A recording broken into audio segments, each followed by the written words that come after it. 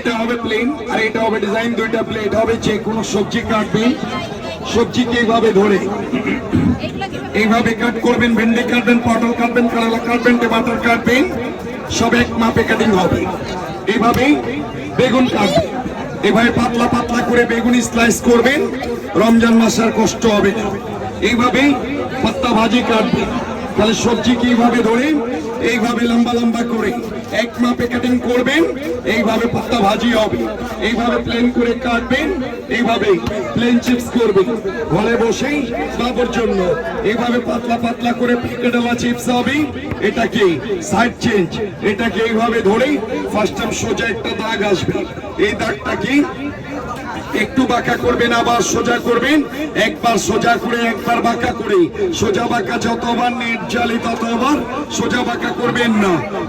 খালি হালকা হাতে এটাকে ছুঁয়ে ছুঁয়ে যাবেন। এটা সিঙ্গেল সিঙ্গেল ভাজি হবে। এটা আলু ভাজি, মূলা ভাজি, গাজর ভাজি, পেঁপে ভাজি, এইভাবে কুচি ভাজি করবেন। এই জায়গায় এটাকে চাপ দিয়ে কাটবেন, একটা সোজা করে একটা বাঁকা করে। এইভাবে নেট জালি হবে।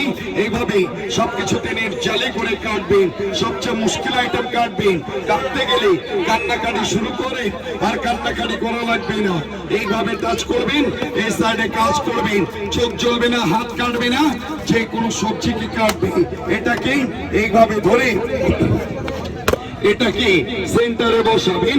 তরকারির জন্য আলু কাটবেন, একটা চাপ দিবেন, 6টা ভাগ হবে। তারপরে আদা, রসুন, মরিচ, পেঁয়াজ সব একসাথে দিয়ে দিবেন।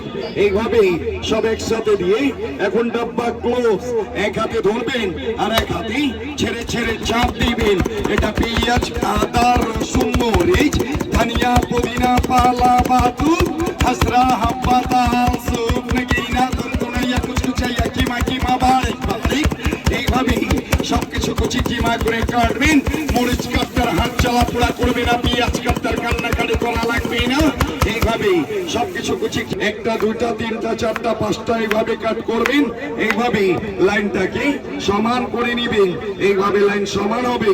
এটা ফ্রেঞ্চ ফ্রাই চিপস হবে, আলুতে করবেন চিপস হবে, গাজরে করবেন স্লাদ হবে। এইভাবে সবকিছুতে ডিজাইনওয়ালা চিপস করবেন। এইভাবে ডিজাইন হবে। সাথে এটা থাকবে, সাথে একটা ফুল বানানো মেশিন থাকবে। যে কোনো সবজিতে আর যে কোনো ফলে করবেন। এটা ফার্স্ট টাইম ভি হবে, সেকেন্ড টাইম ডাব্লিউ হবে। ভি ডাব্লিউ করে খালি লাইনটাকে সমান করে রাখবেন। সিদ্ধ আলু, সিদ্ধ ডিম, মূলা, শসা, পেঁপে, অনিয়ন, তরমুজ, জাম্বুরা, লেমন, মাল্টা, এইভাবে সবকিছুতে ফুল করবেন। এইভাবে ফুল হবে। সাথে এটা তার জন্য আলু কাটবেন, একটা চাপ দিবেন, 6টা ভাগ হবে। তারপরে আদা, রসুন, মরিচ, পেঁয়াজ সব একসাথে দিয়ে দিবেন। এইভাবে সব একসাথে দিয়ে এখন ডাব্বা ক্লোজ।